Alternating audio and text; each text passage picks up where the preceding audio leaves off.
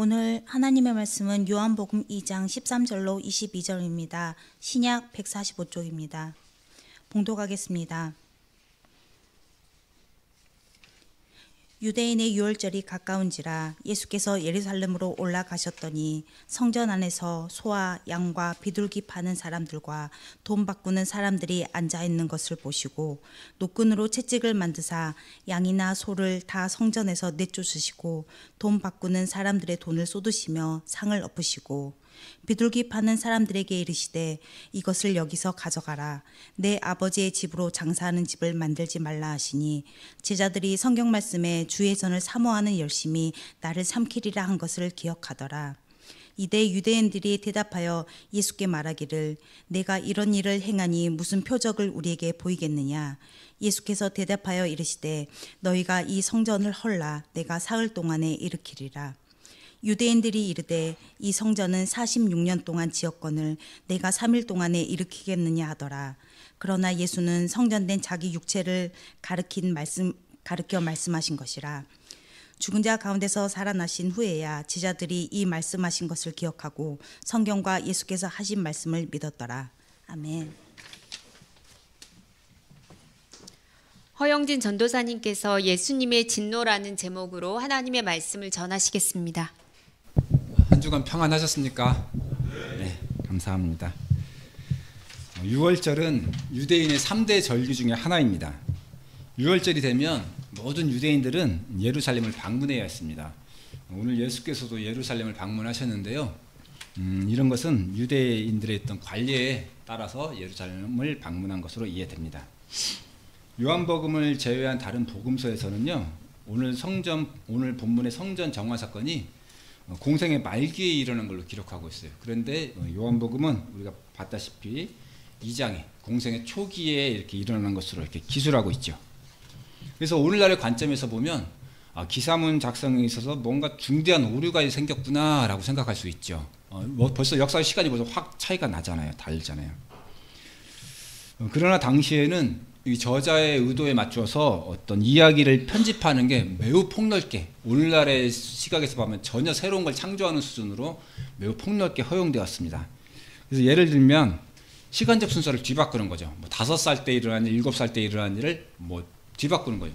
7살 때 일어난 일을 5살 때 일어난 것처럼 이렇게 써버리고 그런 것, 또는 장소를 바꾼다는 거예요. 그렇다면 교회에서 일어난 일을 저기 어디 다른 데에서 일어난 일처럼 이렇게 장소를 바꿔서 이렇게 기록하는 것, 그런 것들이 다 허용되었습니다.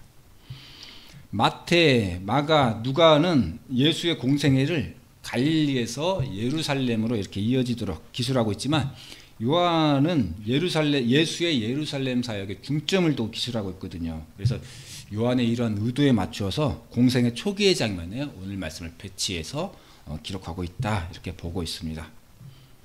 예수께서 성전 안으로 가셨을 때 그곳에서 소와 양과 비둘기를 파는 사람들과 돈 바꾸는 사람들이 앉아있는 것을 보셨습니다. 6월절을 지키기 위해 세계 각지에서 이렇게 오는 사람들은 자기가 사는 지역에 돈을 가져올 수는 있었겠죠. 그렇겠지만 제물로 드릴 짐승을 가지고 올 수는 없었습니다. 왜냐하면 희생제물로 드릴 짐승은 결함이 없어야 되고요, 또 정결한 1년생으로 들어야 했는데 이방이나 먼 지역에서 오는 사람들은 결함이 없고 정결한 상태로 짐승을 데리고 오는 것이 너무나 힘들었을 겁니다. 따라서 자연스럽게 희생제물을 파는 사람들이 생기게 되었고, 그래서 오늘 예수께서는 성전에 들어가시자마자 이들을 마주하게 된 겁니다. 처음부터 이렇게 성전 안에서 짐승을 매매했던 건 아니고요. 처음에 짐승의 매매는 성전 근처의 기드론 계곡에서 행해졌었습니다. 하지만 언제부터인지 모르게 그 장소가 성전으로 옮겨졌습니다. 구체적으로는 성전의 맨 바깥쪽에 해당하는 이방인의 뜰에서 행해졌는데요. 희생제물을 파는 장소가 성전 안으로 바뀌게 된 것은 다분히 제사장의 관여 또는 허락이 있었다고 볼 수밖에 없습니다. 왜냐하면 당시 희생제물의 거래는 대제사장의 관여하에 이루어졌기 때문입니다.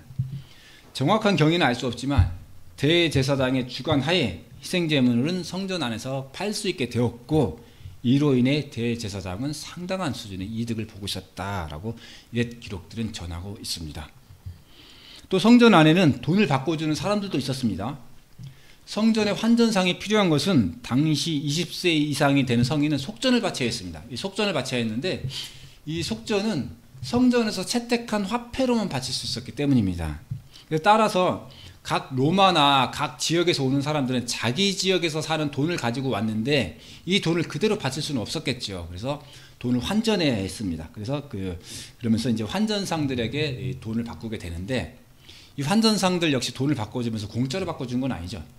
약간의 어떤 수수료를 챙기게 되는데요. 이 환전에 관한 사항은 사내들인 공의회가 주관했었습니다. 그래서 이 사내들인 공의회 역시 환전과 관련되어서 막대한 이득을 챙기고 있었다라고 보고 있습니다. 그래서 이런 상황을 보면 유월절은 출애굽을 기념하는 날이지만 처음에 어떤 감사하는 마음은 사라지고 종교 지도자와 권력자들에게는 어떤 한몫을 단단히 챙길 수 있는 그런 날로 변질되었고요. 또 유대인들에게는 종교 의례적인 행사로 그냥 의례껏 날이 됐으니까 가서 또 이렇게 해서 절차를 지키고 오면 돼 라는 의례껏 지키는 그런 행사로 그 의미가 퇴색된 채 지켜지고 있었습니다. 요한이 13절에서 유월절 굳이 유대인의 유월절 이렇게 언급하고 있거든요. 그냥 유월절 하면 될 것을 유대인의 유월절 이렇게 언급하고 있어요. 그래서 이것은 유월절을 알지 못하는 이방인들에게 유월절을 소개하려는 의도가 있었겠죠. 또 그런 의도가 있었겠지만 유월절이 본래의 의미를 퇴색한 점을 요한은 에둘러 비판하고 있는 겁니다. 그걸 비판적인 의미다, 부정적인 의미다라고 우리가 추측할 수 있는 것은 하나의 단락인 18절, 20절에서도 유대인이라는 용어가 사용되고 있거든요. 18절, 20절에서 어떤 사용료로 사용되었냐 보면 부정적인 의미로 사용되고 있거든요. 그러니까 유대인의 유월절이라고 이렇게 굳이 표현한 것은 부정적인 의미다라고 생각할 수 있겠죠. 어쨌든 유월절이 되면 성전 안은 희생제물을 파는 사람, 돈을 바꿔주는 사람, 이들에게 희생제물을 사고 또 돈을 바꾸려는 사람, 이러는 사람들로 매우 시끄럽고 수많은 짐승들 때문에 지저분하고 심지어는 악취도 났을 겁니다. 이런 장면을 보신 예수께서 분노하셨다 이런 표현은 직접적인 표현은 없어요. 하지만 예수께서는 분명히 분노하셨습니다. 예수께서는 노끈으로 채찍을 만드시고 양이나 소를 다 성전에서 내쫓으시고 돈 바꾸는 사람들의 돈을 쏟고 상을 엎으셨습니다.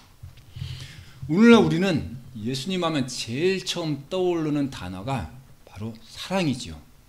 사랑입니다. 그렇다면 당시의 사람들도 예수님 하면 사랑을 떠올렸을까요? 아마 아니겠죠. 어떤 게 있었겠죠. 당시의 정서, 당시 사람들이 공유하던 어떤 정서적인 그런 감정에 의해서 떠올리는 뭐가 있었겠죠. 그럼 우리는 그 당시 사람들 그것까지 우리가 문서로 남길 수가 없기 때문에 그 사람들 무의식적인 그런 생각까지 우리가 추측을 할 수는 없겠죠. 어떤 단어가 있었겠지만. 자, 오늘날 왜 예수님 하면 사랑이라는 단어가 떠오를까?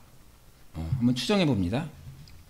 제가 추측해 보면 지금 오늘을 사는 우리에게 가장 필요한 게 사랑이기 때문이 아닐까 추측해 봅니다. 왜냐하면 우리 몸에 어떤 영양소가 부족해졌어요. 또는 생활에서 어떤 무엇이 부족해졌어요. 그러면 우리는 그 부족한 무언가를 간절히 원하게 되죠. 그게 정말 있었으면 좋겠다. 간절히 원하게 되겠죠. 현대인은 물질적인 풍요를 누리게 되었습니다. 또 개성은 존중되고 인권은 더 높아졌고 인권의식은 더 향상되었습니다. 그런데 그럼에도 불구하고 아이러니하게 우리에게 사랑받지 못한다 이런 외로움은 더욱 커진 것 같습니다. 그래서 우리는 우리를 위해 하나님의 보좌를 버리고 낮은 이 땅으로 오신 예수님, 또 우리를 위해 목숨까지도 아끼신 그 예수님의 그 사랑이라는 측면에 더욱 집착하고 더욱 집중하게 된 것 같습니다. 이것이 그래서 우리가 예수님 하면 사랑을 떠올리게 된 것이 아닐까라는 제 개인적인 생각입니다. 그래서 우리는 예수님 하면 온유하신 분, 모든 것을 용서하시는 분, 모든 것을 품으시는 사랑 이렇게 이해하지만 오늘 본문의 예수께서는 불과 같이 분노하셨습니다. 예수께서 왜 분노하셨을까? 이유를 생각해 보면 오늘 성전에서 일어난 일이 불의한 일이기 때문입니다. 대제사장과 공의회가 장사꾼들과 협작해서 한몫 단단히 챙기면서 유월절을 형식적인 행사로 격화시키고 있기 때문입니다. 자기들만 돈에 취해 타락하는 것이 아니라 백성 전체를 그 장사판에 참여시키고 출애굽의 의미를 그저 형식적으로만 되새기도록 간접적인 가르침을 주고 있기 때문입니다. 예수께서는 남편을 5이나 둔 사마리아 여인에게는 관대하게 대하셨어요. 또 돈이 많은 부자 청년에게도 소유를 팔아 가난한 자들에게 나누어 주고 당신을 따르라고 권면하셨습니다. 그러나 오늘은 분노하고 계십니다. 오늘은 분노하시고 계시고 그 방법도 매우 과격하십니다. 사랑이 많으시고 온유하신 예수님이시지만 당시의 상황은 돌이키기 힘들고 그 부패와 완악함이 관용할 수 있는 한도를 넘었다고 판단하신 것 같습니다. 성전 문제는 공적인 문제이고 권력과 돈이 결탁한 심각한 부패이고 이로 인해 당시 성전 제사와 유대교 전체를 병들게 하기 때문에 본문과 같이 단호한 의지를 행동으로 보여주셨다고 보고 있습니다. 예수께서는 상인들을 향하여 말씀하셨습니다. 이 성경에는 그냥 말씀하셨다 이렇게 되어 있지만 실제로는 아마 큰 소리로 꾸짖으셨을 것 같습니다. 내 아버지의 집으로 장사하는 집을 만들지 말라. 예수님의 말씀에 제자들은 시편 69편 6절 말씀을 떠올렸다고 합니다. 주의 전을 사모하는 열심이 나를 삼키리라.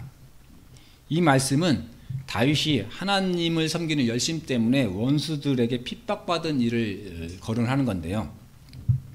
이 말씀에서 특별히 요한은 시편 말씀을 인용하면서 변형시켜서 인용했습니다. 시편의 원문 표현은 삼켰다라고 삼켰다. 과거형이죠. 내 아버지의 집으로 장사하는 주의 전을 사모하는 열심이 나를 삼켰다 이건데 여기서는 삼키리라 주의 전을 사모하는 열심이 나를 삼키리라 이렇게 인용했거든요. 즉 다윗에게서는 이것이 이미 겪은 과거형의 일이지만 예수께는 앞으로 그러한 일이 닥칠 것이다 라는 거죠. 예수께서 하신 성전 청결 사건은 권력자들의 분노를 사게 했고 결국 그들에 의해 예수께서는 죽음에 이르게 될 것이다. 이것을 예견하는 말씀입니다. 16절에서 유대인들이 예수께 말합니다. 네가 이런 일을 행하니 표적을 우리에게 보이라. 이 말은 우리가 어떤 의미인지 우리는 다 말씀을 많이 들었기 때문에 이해하고는 있어요. 이해하고는 있는데 다소 좀 이 말씀만 보면 좀 어렵죠. 어려워서 제가 종교 지도자들의 말을 재해석해서 우리식대로 표현하면 좀 이렇습니다. 예수 네가 성전을 내 아버지의 집이라 했다. 즉 하나님을 아버지라 했다. 그렇다면 예수 네가 메시아냐? 네가 메시아의 권세로서 이런 일을 하느냐? 그렇다면 우리에게는 구약 시대부터 내려오는 선지자의 식별법이 있다. 바로 표적이다. 네가 메시아라면 이 표적을 보여봐라는 겁니다. 이 예수께서 말씀하시되 너희가 이 성전을 헐라 내가 사흘 동안에 일으키리라. 본문의 성전은 예수 당신을 가리키신다는 것을 우리는 다 알고 있죠. 구약 시대의 성전은 하나님의 임재를 상징했어요. 여호와께서 백성들과 함께 하신다는 것을 성전을 통해 보여주시는 겁니다. 그에 비해 예수께서 성전에 성육신하여 이 땅에 오신 것은 그 하나님이 실제적으로 오신 거죠. 그렇다면 결국 구약의 성전은 그리스도의 모형일 뿐이고 참 성전이 예수께서 오셨기 때문에 예수는 우리가 예배드릴 참 성전이 되시는 겁니다. 따라서 이 땅에 오신 예수님과 성전을 비교하면 모형에 불과한 성전은 아무것도 아니죠. 예수께서는 너희가 성전인 나를 죽이면 내가 사흘 만에 부활할 것이다. 이런 말씀을 하셨지만 그들은 참 성전 예수를 알지 못했고 단지 그들의 지식으로 알고 있는 건물로서의 성전으로만 이해했습니다. 그랬기 때문에 유대인들은 조롱하는 말로 대꾸합니다. 이 성전을 짓는 데만 46년이 걸렸거늘 네가 3일 동안에 다시 세운다고 하느냐. 종교 지도자들의 조롱 섞인 말, 이 말은 당시 유대인들의 예수에 대한 전반적인 이해를 가늠하는 그런 말입니다. 대부분의 유대인들이 예수를 하나님의 아들로 믿지 않았습니다. 믿지 않았고 그렇기 때문에 종교 지도자들도 이런 말로 쉽게 예수를 조롱할 수 있었던 것이지요. 예수께서 누구이신가 하는 점에 대한 이해는 요한과 제자들도 대부분의 유대인들과 다르지 않았습니다. 똑같았어요. 그걸 요한은 22절에서 고백합니다. 죽은 자 가운데서 살아나신 후에야 제자들이 이 말씀하신 것을 기억하고 성경과 예수께서 하신 말씀을 믿었더라. 요한의 고백은 나도 몰랐다는 거죠. 그때는 나도 몰랐다. 하나님의 아들인 줄 나도 몰랐다. 늘 예수님과 동행했지만 무지했고 불신했으며 오해했었다. 그러나 예수께서 부활하신 후 성령께서 말씀을 생각나게 하시고 깨닫게 하심으로 그 말씀을 믿게 되었다는 것입니다. 요한의 고백은 어쩌면 나에게 위로가 됩니다. 내가 이렇게 오랫동안 신앙생활을 했지만 조금 더 나아지지 않은 듯한 내 모습이나 말로만 예수를 닮고 행동은 전혀 따라가지 못하는 나의 모습에 대해 지나치게 실망하지 않게 해주고 또 앞으로 열심히 해나갈 수 있도록 해주는 그런 위로해주는 그런 말씀이 되지요. 오늘 말씀을 통해서 우리는 예수께서 분노하신 것을 보았습니다. 예수께서 보여주신 행동은 상당히 거칠었습니다. 노끈으로 채찍을 만들어 소와 양을 내쫓고 환전상에 돈을 쏟아버리고 상을 뒤엎었습니다. 장사치들을 향해 내 아버지의 집으로 장사하는 집을 만들지 말라라고 분노하셨습니다. 예수님의 분노를 해석하는 많은 관점들이 있습니다. 이렇게도 해석하고 저렇게도 해석하고 예수님이 분노하신 게 맞냐 당연하다 뭐 이런 많아요. 그런데 많은 관점들이 있는 것은 예수님의 분노가 과연 예수께 합당하지 않은 것 아니냐라는 생각이 많은 거죠. 또 이것들에 대한 해답, 예수의 분노에 대해서 우리는 어떻게 해석해야 될 것인가 라는 그런 해답을 찾는 것이 쉬운 것이 아니라는 것을 말합니다. 인간적으로 말하면 분노하는 것은 자제력을 잃은 거죠. 자제력을 잃고 이성을 잃고 화를 내는 것을 분노했다라고 표현합니다. 따라서 분노는 상대방에 대해 악한 마음을 품게 되었다, 또는 내가 자제력을 잃게 되었다, 또 나는 무력하다, 나에 대한 어떤 좌절감, 그런 것들을 나타내는 부정적인 이미지와 바로 연관되는 겁니다. 그러나 나홈 1장 2절 한번 소개하면 나홈 1장 2절에 이런 말씀이 있어요. 여호와는 질투하시며 보복하시는 하나님이시라. 여호와는 보복하시며 진노하시되 자기를 거스르는 자에게 여호와는 보복하시며 자기를 대적하는 자에게 진노를 품으시며, 이런 말씀이 있어요. 자, 이 말씀에서 하나님을 가리켜 질투하시는 하나님, 보복하시는 하나님이라고 말씀하세요. 보면 질투, 보복 이런 말들은, 이런 단어들은 보통 부정적인 문장에서 쓰이는 단어들이죠. 부정적으로 쓰여요. 그렇다면 이 단어의 부정적인 사용례에 비추어 따라서 하나님의 성품에 부정적인 문제가 있다라는 뜻으로 우리는 이 문장을 이해해야 합니까? 보통 우리는 나홈 1장 2절을 읽을 때 부정적으로 읽지 않지요. 여호와는 내 편에서 질투해 주시는 하나님, 내 편에서 보복해 주시는 하나님, 이렇게 그 의미를 이해하고 하나님의 진실하심과 그분의 보살피심에 더욱 의지하라는 위로를 주시는 그 말씀으로 우리는 이 본문을 이해하죠. 그래서 내가 공공한 처지에 있을 때, 내가 외로운 처지에 있을 때 이 말씀은 우리에게 힘을 주고 위로를 주는 그런 말씀으로 우리는 이해하고 받아들입니다. 하나님께서는 성경 말씀을 주실 때 매번 그런 것은 아니지만 우리가 이해할 수 있는 방식으로 사람의 속성과 정서를 이용해서 하나님의 말씀을 전달하십니다. 하나님께서 악을 심판하시는 행위는 질투나 분노가 될 수 없습니다. 완전하신 하나님의 거룩하신 행위이죠. 누가 선과 악의 경계를 정할 수 있습니까? 하나님밖에는 안 계십니다. 그 하나님의 성품이 곧 선이 되는 것이기 때문에 질투나 분노와 같은 것은 하나님과는 어울리지 않는 표현입니다. 하지만 하나님께서는 우리의 정서 또는 우리의 감정의 표현을 빗대 우리에게 말씀하실 때가 있고, 오늘 예수께서 분노하신 사건은 인간으로 오신 예수께서 느끼셨을 인간적인 분노를 표현한 겁니다. 인간이기 때문에 인간으로서 느끼셨을 당연한 감정을 표현한 것입니다. 하지만 이것은 하나님이신 예수님의 악에 대한 당연한 판결이었을 뿐이지 이것이 어떤 잘못된 감정에 치우쳐 일시적인 분노를 표출한 사건은 아니었다, 이렇게 보는 것입니다. 예수께서는 이 땅 위에 계시면서 하나님이 세우신 거룩한 제사제도가 당신이 이스라엘 백성을 위해 세우신 성전이 제사장을 포함한 권력자들이 부를 추구하는 수단으로 이용되는 것에 대단히 분노하셨습니다. 오늘 우리는 온유해야 합니다. 온유한 품성은 교회를 평화롭게 하고 교회의 온전함을 세상에 드러내는 좋은 성품입니다. 그러나 우리가 인간으로 살면서 느끼는 어떤 일들은 우리에게 분노를 표출할 것을 요청하기도 합니다. 이를테면 국가적인 혼란 상황을 부추기는 세력에 대한 분노, 또는 공의로우신 하나님의 성품에 반하는 행위, 이런 것들이 있을 수가 있습니다. 만약 일제의 신사참배에 분노한 소수의 교회가 없었다면 이 나라의 교회는 지금 어떤 처지에 있겠습니까? 해방된 조국에서 예수님을 믿으라 이런 말을 할 수가 있었을까요?